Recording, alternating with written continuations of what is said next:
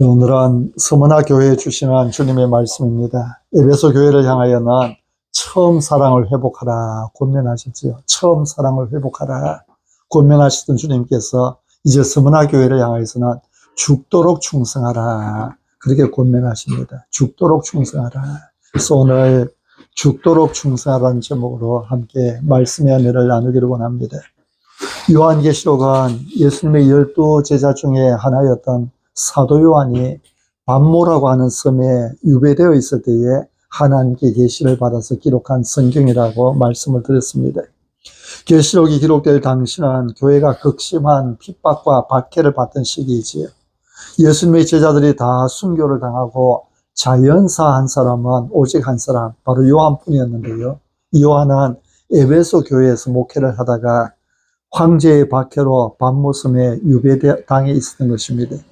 이런 박해의 시대에 계시록은 핍박받는 성도들을 위로하고 그들의 믿음을 독려하기 위해서 주어진 말씀입니다. 모든 핍박을 참고 견디는 자, 핍박과 박해 속에서도 믿음으로 승리하고 이기는 자에게는 하나님께 주시는 약속이 있다는 것입니다. 그러므로 그 약속을 바라보며 끝까지 믿음을 지키는 자가 되지 않는 것이 계시록의 중심 내용입니다. 그래서 계시록의 주제는 크게 두 가지로 말할 수 있습니다. 하나는 예수님이고 하나는 교회입니다. 죽었다가 다시 사신 예수님께서 승리하시고 영원히 승리하실 것이다. 그리고 그 예수님 안에서 교회도 승리할 것이다. 그래서 교회는 새하늘, 새 땅, 새 예루살렘에서 영원히 하나님과 함께 살게 될 것이다. 이것이 계시록의 중심 내용입니다. 여러분, 요한계시록의 중심은 예수님이십니다. 계시록은 예수님을 보여주는 책입니다. 물론 성경 전체가 예수님을 보여주는 책이지요. 우리는 예수님을 바라볼 때에 승리할 수 있습니다. 이단들이 대부분 가장 좋아하는 책이 뭐냐면 바로 요한계시록입니다. 지난주에 말씀드린 것과 같이 요한계시록은 상징적인 언어를 많이 사용하고 있습니다. 그래서 이 상징적인 말들을 임의로 풀고 자기 중심으로 풀다 보니 2단이 생기고 3단이 생기게 되는 것이지요. 여러분, 요한계시록의 주제는 예수 그리스도와 교회입니다. 계시록을 읽을 때는 언제나 그 안에서 예수님을 알고 교회를 알려고 하는 그 마음으로 눈을 부릅뜨고 읽어야 됩니다. 예수님과 교회를 염두에 두고 계시록을 읽으면 계시록이 그렇게 은혜스러울 수가 없지요. 그런데 이단들은 예수 그리스도 대신에 인간을 거기다 집어넣습니다. 그러다 보니 자기가 중요하고 자기가 메시아라고 하는 자칭 메시아들이 나오는 것입니다. 계시록을 가르치면서 자기가 그리스도라고 하는 자칭 예수, 자칭 그리스도들이 많이 나오게 되는 것이죠. 여러분, 어떤 경우에도 사람을 섬겨서는 안 됩니다. 우리가 섬기고 예배드리는 영원한 주제는 오직 예수 그리스도 한 분뿐이십니다. 사람은 사랑할 대상이지요. 사람이 예배를 받고 숭배를 받아서는 안 됩니다. 그러면 요한계시록에서 보여주는 예수님은 어떤 분이십니까? 1장에서 보면 예수님은 지금도 계시고 전에도 계셨고 장차 오실 분이십니다. 보좌 앞에 있는 7 영과 충성스러운 정인으로 나타나시는 분이십니다. 죽은 자 가운데서 먼저 부활하신 분이시고 땅의 모든 임금의 머리가 되신 분이십니다. 우리를 사랑하사 그의 피로 우리 죄에서 우리를 해방시키신 분이시고 하나님을 위하여 우리를 나라와 제사장으로 삼으신 분이십니다. 그분은 구름 타고 다시 오실 승리자이시요 전능하신 하나님이십니다. 사도 요한이 주일날에 성령에 감동되어 보는데 예수님께서 촛대 사이에 계시는 것을 보았습니다. 예수님은 발에 끌리는 옷을 입고 가슴에 금띠를 띠고 그의 머리와 털은 희가 양털 같고 흰 양털 같고 눈 같았고 그리고 눈은 불꽃 같고 발은 풀무불에 단련한 빛난 주석 같았습니다. 그의 음성은 많은 물소리와도 같았고 그의 오른손에는 7 별이 있고 입에서는 좌우에 날선 검이 나오고 그 얼굴은 해가 힘있게 비치는 것 같았습니다. 여러분, 예수님의 영광스러운 모습을 본 요한은 어떻게 되었습니까? 1장 17절에 한번 보십시오. 1장 17절 같이 한번 읽으시겠습니다. 내가 볼 때에 그의 발 앞에 엎드려져 죽은 자같이 되며 그가 오른손을 내게 얹고 이르시되 두려워하지 말라. 나는 처음이요 마지막이니 곧 살아있는 자라. 여러분, 계시록을 제대로 공부하면 요한처럼 될 수밖에 없습니다. 그 안에 계시되어 있는 예수님의 영광이 너무 놀라워서 그 발 앞에 엎드러질 수밖에 없는 것입니다. 엉터리로 공부하니까 내가 예수다, 내가 메시아다, 자칭 그리스도, 자칭 예수라고 하는 엉터리 같은 이야기를 하는 것입니다. 여러분, 계시록뿐만 아니라 우리가 신앙생활할 때 언제나 우리 마음에 예수님의 모습을 담아둬야 됩니다. 우리 예수님은 우리 죄를 대신하여 죽으셨을 뿐 아니라 다시 살아나신 분이시다. 지금도 계시고 전에도 계셨고 장차 오실 분이시다. 구름 타고 오실 전능자이시다. 바로 그 예수 그리스도를 마음에 담고 그 예수님을 바라보고 살아가는 것이 신앙생활인 것입니다. 계시록의 또 한 가지 주제는 교회이지요. 요한계시록은 아시아에 있는 7 교회에게 쓴 편지입니다. 이 7 교회는 그 당시에 있었던 7 교회뿐만 아니라 주님 다시 재림하시는 그날까지 있을 모든 교회를 다 포함하고 있는 것입니다. 이 편지는 바로 우리를 위해 쓴 편지입니다. 예수 그리스도 안에서 하나님의 백성으로 부름을 받은 우리가 다 교회이기 때문입니다. 여러분, 우리가 지난주에 받았던 말씀처럼 우리 예수님은 오른손에 있는 7 별을 붙잡고 7 금초대 사이를 다니시는 분이십니다. 예수님은 오른손에 7 별을 붙잡고 계십니다. 교회의 사자들을 능력의 손으로 붙들고 계신다는 말씀이지요. 여러분, 하나님은 교회에 주의 사자들을 세우시고 그 사자들을 붙들고 계십니다.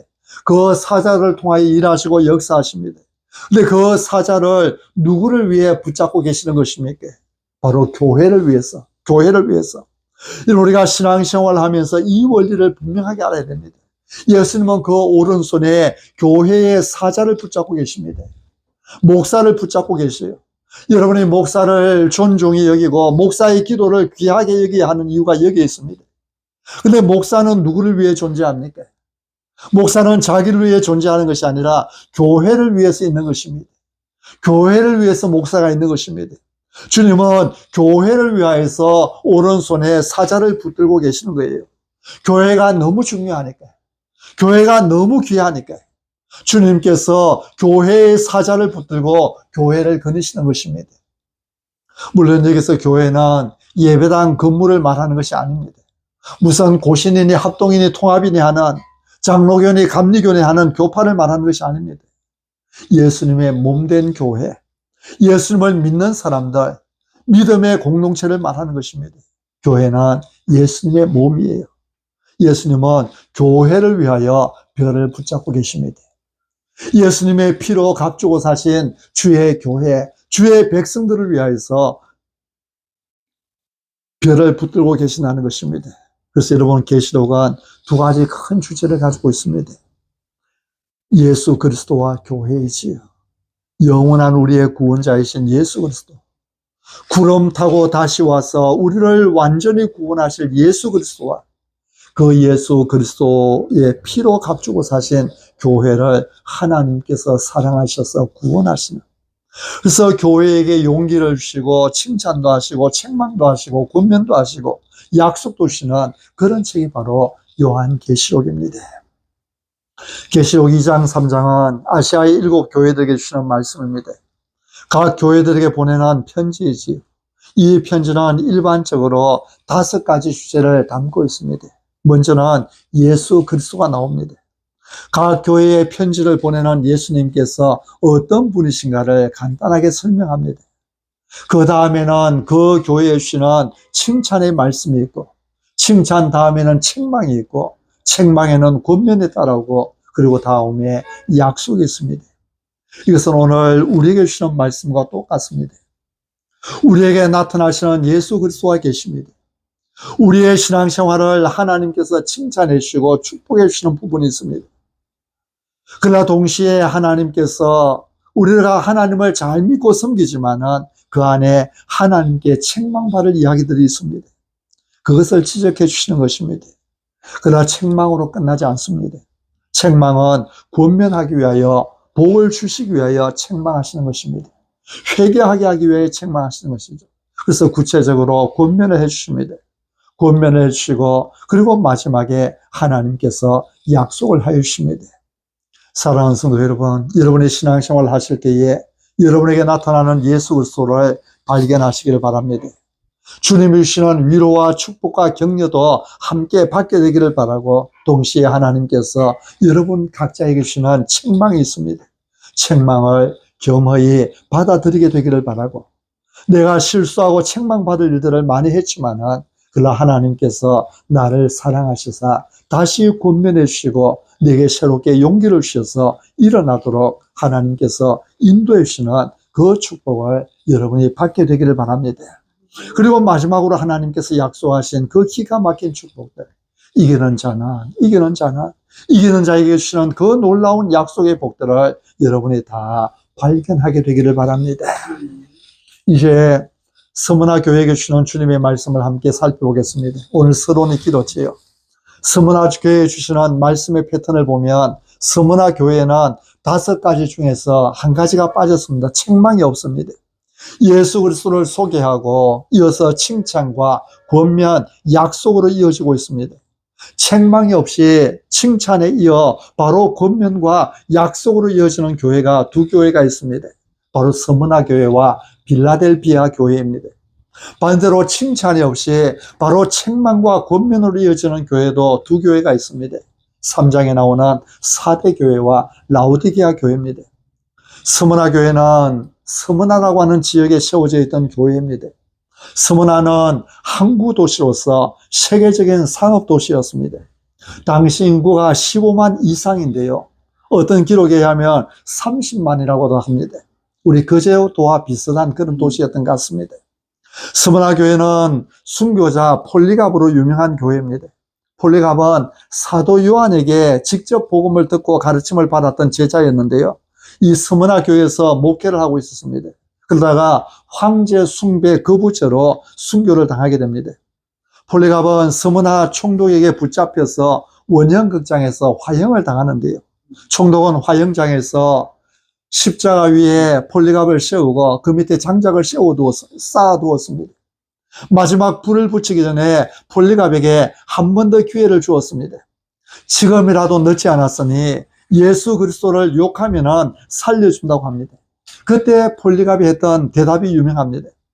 내가 살아왔던 지난 86년 동안 주님은 한 번도 나를 모른다고 하신 적이 없는데 내가 어찌 지금 이 위기 앞에서 주님을 모른다고 비난할 수 있겠습니까? 그러면서 순교의 길을 갔습니다. 마지막 그 불에 타 죽는 그 고통을 당하지 않고 피할 수 있음에도 불구하고 그러나 주님을 배신하지 않고 지난 86년 동안 주님은 나를 한 번도 모른 척 하지 않으셨는데 내가 어찌 지금 주님을 모른 척 하겠습니까? 폴리갑이 순교당했던 곳이 바로 서문화입니다. 오늘 8절 말씀은 예수님에 대한 소개이지요. 우리 8절을 같이 한번 더 읽으시겠습니다. 서문화 교회의 사자에게 편지하라. 처음이며 마지막이요 죽었다가 살아나신 이가 이러시되. 여러분 예수님을 어떻게 소개하고 있습니까? 처음이며 마지막이요 죽었다가 살아나신 이라고 소개를 하지요. 1절에서 에베소 교회를 소개할 때는 에베소 교회의 예수님을 소개할 때는 오른손에 있는 7별을 붙잡고 7 금촛대 사이를 거니시는 이가 이러시되 이렇게 말씀했습니다. 그리고 8절에서 서문화 교회의 예수님을 소개할 때는 처음이며 마지막이요 죽었다가 살아나신 이에 그렇게 말씀하고 있습니다. 여러분 우리 예수님은 처음이며 마지막이 되시는 분이십니다. 계시록에서는 계속해서 이 사실을 강조하고 있지요. 예수님은 처음이며 마지막입니다. 1장 4절에 보면은 이제도 계시고 전에도 계셨고 장차 오시리라 이렇게 말씀합니다. 그리고 1장 8절에서는 나는 알파와 오메가라 이제도 있고 전에도 있었고 장차 올 자로 전능한 자라 이렇게 말합니다. 21장 6절에서는 또 내게 말씀하시되 이루어도다 나는 알파와 오메가요 처음과 마지막이라 말씀합니다. 마지막 22장 13절에서는 나는 알파와 오메가요 처음과 마지막이요 시작과 마침이라 이렇게 했습니다. 우리 예수님은 알파와 오메가라고 말씀하죠. 이 알파와 오메가는 헬라어의 알파벳의 처음과 마지막입니다. 영어로 말하면 나는 A요 Z입니다. 우리 한글로 말하면 나는 기억이요 히읗입니다. 처음과 마지막이라는 것이죠. 예수님은 알파와 오메가요, 처음과 마지막이요, 시작과 마침이십니다. 이제도 계시고 전에도 계시고 장차 오실 분이십니다. 여러분, 이 말씀이 얼마나 큰 힘이 되는지요. 예수님은 모든 것의 처음이며 마지막이 되십니다.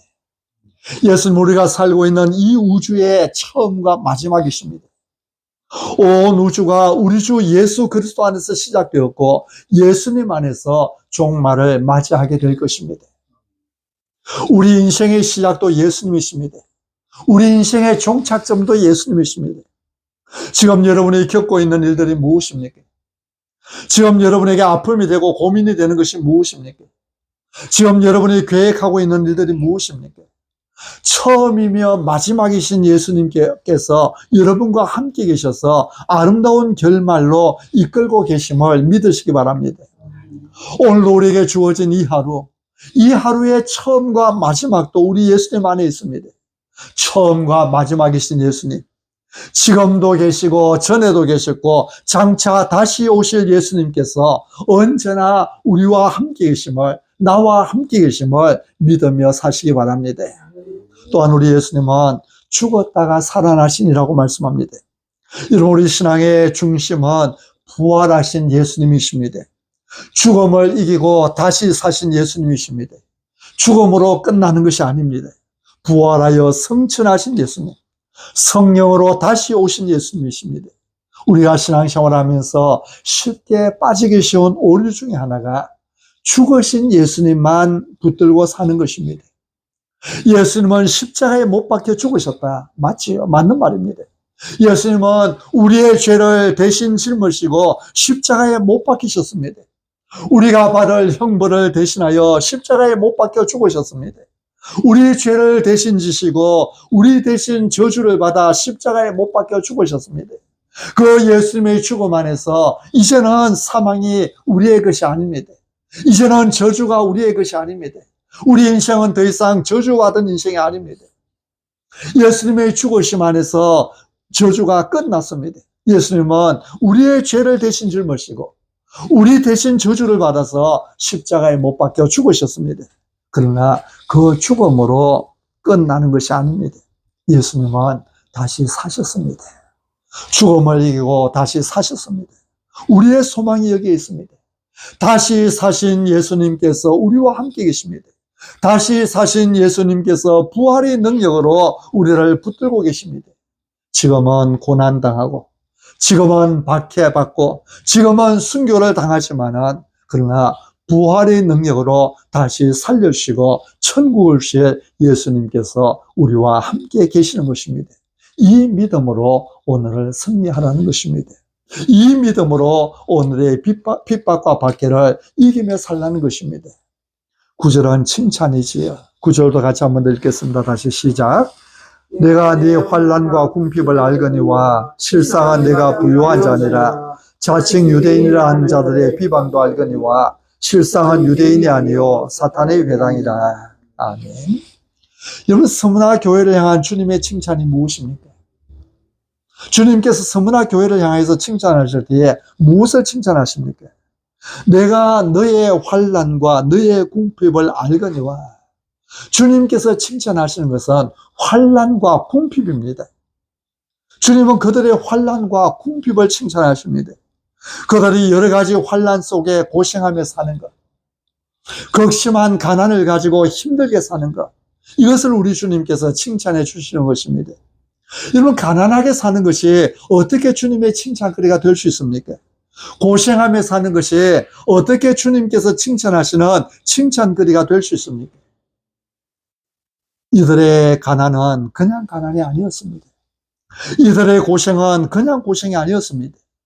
이들의 환난과 궁핍은 믿음의 결과였습니다. 스무나는 거대한 상업도시였습니다. 사실 스무나에는 가난한 사람이 없었습니다. 부유한 도시였습니다. 이들이 스무나에 살고 있으면 부자로 사는 것이 당연한 일이었습니다. 그래도 스무나 교회는 왜 가난하고 궁핍했습니까? 그들이 게을러서 그런 것이 아니었습니다. 그들의 장사 수완이 없어서 그런 것도 아니었습니다. 그럼 그들은 왜 가난하게 살아야 했습니까? 스무나는 부유한 도시였지만 동시에 그곳은 우상 숭배가 심한 곳이었습니다. 로마 제국은 그 제국의 황제를 신으로 숭배했습니다. 오늘날도 보면은 저 일본 같은 데는 일본 천황을 신으로 그렇게 숭배를 하고 있지. 일제시대 때에 우리 기독교가 그렇게 핍박을 받았던 것은 신사참배였습니다. 일본의 그 조상신들뿐만 아니라 일본 천황을 신으로 모셔놓고 그곳에 가서 참배하라는 것이지. 로마 시대 역시 마찬가지였습니다. 로마 황제의 신상을 세워놔놓고 그곳에 가서 숭배를 하라는 것이지. 황제 숭배 사상이 처음 시작된 곳이 바로 이 스무나라고 하는 곳이었습니다. 이 스무나에는 상인조합이 있었습니다. 이 상인조합에 가입하지 않고는 물건을 살 수도 없었고 팔 수도 없었습니다. 근데 이 조합에 가입하려면 제일 먼저 하는 일이 황제가 신임을 고백하고 황제의 신상 앞에 가서 절을 하고 숭배를 해야 됐습니다. 황제는 신입니다. 고백해야 됐고, 그 황제 앞에 가서 절하고 숭배하고 하지 않으면 상인 조합에 가입할 수가 없었습니다. 그러니 하나님 외에 다른 신을 인정하지 않는 믿음의 사람들이 이 조합에 가입하는 것은 불가능한 일이지. 예수님을 믿는 사람들은 점점 더 가난해질 수밖에 없었습니다. 장사를 할 수 없으니까요. 물건을 살 수도 없고 팔 수도 없으니까요. 거기다가 믿는 사람들은 황제 숭배를 거부한다고 해서 박해하고 가지고 있는 재산마저도 몰수해 가니 그 궁핍과 어려움이 말로 다 할 수 없었던 것이죠. 나중에 순교하게 된 폴리갑도 그 죄명이 뭐였냐 하면은 황제 숭배 거부죄였습니다. 황제 숭배를 거부하니까 불에 태워져 죽임을 당하는 것입니다. 그래서 여러분, 스무나 교회가 환난과 궁핍 속에 있었다는 것은 그들이 그만큼 믿음을 잘 지키며 살았다는 이야기지요. 정말 굶어 죽는 한이 있더라도 나는 황제의 신상에 절할 수 없다. 굶어 죽는 한이 있더라도 나는 이 믿음을 타협할 수 없다. 이것이 스무나 교회 성도들의 믿음이었습니다. 주님은 그것을 아시는 것이지요. 그래서 스무나 교회를 칭찬하실 때에 내가 너의 환난과 궁핍을 알거니와 그렇게 칭찬하는 것입니다. 여러분, 주님께서 아신대요. 그들이 당하는 그 고통과 아픔을 주님께서 아신대요. 그들이 겪고 있는 그 궁핍을 주님께서 아신다고 말씀합니다. 이 편지를 읽을 때에 그들의 눈에 아마 눈물이 핑 돌았을 것입니다. 그동안 얼마나 아픔을 당해왔어요. 얼마나 서름을 당해왔어요. 그들이 일할 건강이 없어서 일을 못한 것이 아니라, 일할 능력이 없어서 가난하게 된 것이 아니라, 믿음을 지키기 위해서 가난하게 살고 먹는 것보다 굶기를 오히려 밥 먹듯이 하고 그렇게 살아가는데 주님께서 내가 너의 환난을 다 안다, 내가 너의 궁핍을 다 안다 말씀하실 때에 갑자기 그 속에서 서름이 확 몰려왔을 것입니다. 그동안 당해왔던 모든 서름이 물거품같이 씻겨내려갔을 것입니다. 여러분, 한번 상상해 보십시오. 극심한 박해 속에 이들이 숨어서 비밀리에 신앙생활을 하고 있었는데 어느 날 전령이 비밀리에 각 성도들에게 기별을 하고 다닙니다. 오늘 밤 자정에 카타콤에서 모임이 있습니다. 그들은 그 눈에 띄는 데서 모이지 못하고 박해를 당하니까요. 그렇게 모이다가 끌려가서 사자밥이 되고 불에 태워 죽으니까요. 그래서 카타콤이라고 하는, 그 로마에는 지하가 스퀘실로 되어 있어서 무덤을 묻어놔놓으면 그것 속에 굳어져서 길이 생긴다는 거예요. 그 지하 무덤 속에 굴을 파고는 그 속에 들어가 숨어서 사는 것입니다. 근데 전령이 기별을 하는 거예요. 오늘 밤 자정에 카타콤에서 모임이 있습니다. 저 밤모섬에 갇혀있는 요한 사도께서 편지를 보내왔대요. 그래서 비밀리에 사람들이 카타콤으로 모여듭니다. 제1장부터 요한이 보내온 편지를 읽어나가기 시작합니다. 에베소 교회에 보내는 편지를 읽고 드디어 스무나 교회의 사자에게 편지하라 읽습니다. 여기저기서 웅성거리기 시작하겠지요. 이제 우리 교회에 주시는 말씀이야. 웅성웅성 소리가 들리다가 잠잠해집니다. 계속해서 읽습니다. 처음이며 마지막이요 죽었다가 살아나시니가 이러시되 내가 네 환난과 궁핍을 알거니와 실상은 내가 부유한 자니라. 여러분, 이 내용을 읽어 나갈 때에 이들의 가슴이 울컥해졌을 것 아닙니까? 주님께서 알고 계신다는 거예요. 이들이 당하는 그 고통과 아픔을 주님께서 다 알고 계신데요. 이들이 견디고 있는 그 상황과 아픔들을 주님께서 알고 계신다는 거예요. 여러분, 우리 주님은 알고 계십니다. 여러분의 마음을 주님은 알고 계십니다. 여러분의 서름도 주님은 알고 계십니다. 여러분의 상처도 주님은 알고 계십니다. 내가 네 환난과 네 궁핍을 알거니와 하시는 주님의 이 말씀을 통하여서 오늘 여러분에게 말씀하시고 여러분을 만져주시고 치료해 주시는 주님의 그 음성을 듣는 복이 있기를 바랍니다. 주님은 알고 계신다는 거예요. 그러면서 뭐라고 덧붙이십니까? 내가 네 환난과 궁핍을 알거니와 실상은 내가 부유한 자니라. 실상은 내가 부유한 자니라. 겉으로 보기에는 환난을 당하고 궁핍하게 살고 있고 겉으로 보기에는 궁상맞게 보이지만은 그러나 사실은 그들이야말로 진정한 부자라는 것입니다. 여러분, 이것이 중요한 것이지요. 얼마나 잘 먹고 잘 입고 사는 자가 중요한 것이 아니라 하나님께 인정받고 사는 것이 더 중요합니다. 예수님은 누가복음 12장에서 한 어리석은 부자 이야기를 들려주셨습니다. 한 부자가 있었습니다. 밭에 소출이 풍성했습니다. 곡식을 쌓아둘 곳이 없을 정도로 소출이 많아서 행복한 고민을 합니다. 내가 곡식을 쌓아둘 곳이 없으니 어찌할까? 곡간을 헐고 창고를 헐고 더 크게 짓습니다. 그래도 쌓아둘 것이 없이 쌓았습니다. 여러 해 쓸 물건을 많이 쌓아두었으니 이제 평안히 쉬면서 먹고 마시고 즐거워하자고 합니다. 근데 이때 예수님은 말씀하십니다. 어리석은 자여, 어리석은 자여. 오늘 밤에 내 영혼을 도로 찾으리니 그러면 네가 준비한 것이 누구의 것이 되겠느냐? 창고가 넘치도록 쌓아 놓아도 죽음 앞에서는 아무 소용이 없다는 것입니다. 진정한 부자는 고가한 키를 많이 가진 사람이 아니라 진정한 부자는 여기저기 정기예금 통장을 많이 가지고 있는 사람이 아니라 영혼을 위해 준비한 사람입니다. 그러므로 주님께서 실상은 내가 부유하다고 칭찬을 들을 때에 이것보다 좋은 것이 없는 것이지. 네가 궁핍하다고 생각하느냐? 네가 박해받고 있다고 생각하느냐? 네가 힘들고 어렵다고 생각하느냐? 그러나 너 사실은 가난한 것 아니야. 실상은 너는 부유한 자야. 10절은 권면의 말씀입니다. 서머나 교회를 향해서 뭐라고 권면하십니까? 우리 10절 말씀도 같이 읽으시겠습니다. 시작. 너는 장차 받을 고난을 두려워하지 말라. 볼지어다 마귀가 장차 너희 가운데에서 몇 사람을 오게 던져 시험을 받게 하리니 너희가 10일 동안 환난을 받으리라. 네가 죽도록 충성하라. 그리하면 내가 생명의 관을 내게 주리라. 아멘. 뭐라고 권면하십니까? 장차 받을 고난을 두려워하지 말라고 하십니다. 오히려 죽도록 충성하라고 말씀하십니다. 죽도록 충성하라는 말은 죽기까지 충성하라는 것입니다.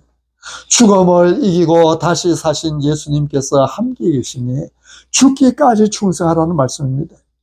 여러분, 죽기까지 충성하기 위해 필요한 것은 인내하는 것이지요. 참고 견디는 것입니다. 주님께서 에베소 교회를 칭찬한 내용이 바로 이것이었었지요. 그들에게는 인내가 있었습니다. 그들은 주님의 이름을 위하여 참고 견디었습니다. 우리가 하나님을 섬겨갈 때 참고 인내하며 충성해야 됩니다. 때로는 하고 싶은 일도 참아야 합니다. 화나는 일도 참아야 합니다. 힘든 일도 견뎌야 합니다. 하고 싶은 말이 있을 때도 참아야 합니다. 그냥 무조건 참고 견디는 것이 아닙니다. 다른 대안이 있어서 참아내는 것 아닙니다.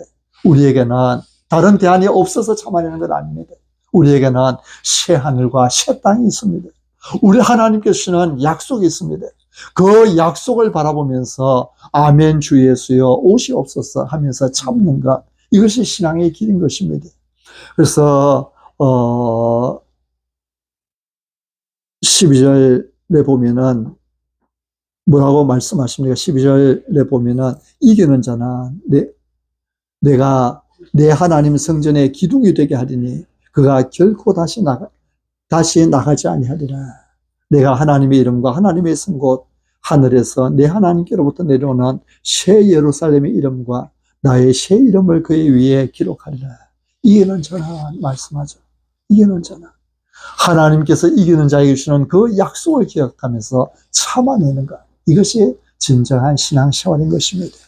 주님은 내가 죽도록 충성하라고 말씀하십니다. 우리 모든 성도님들이 주님을 섬길 때에 죽기까지 인내하며 참고 인내하면서 소망 중에 하나님 나라를 기다리며 살아가는 그런 성도님들이 다 되시기를 바랍니다. 네.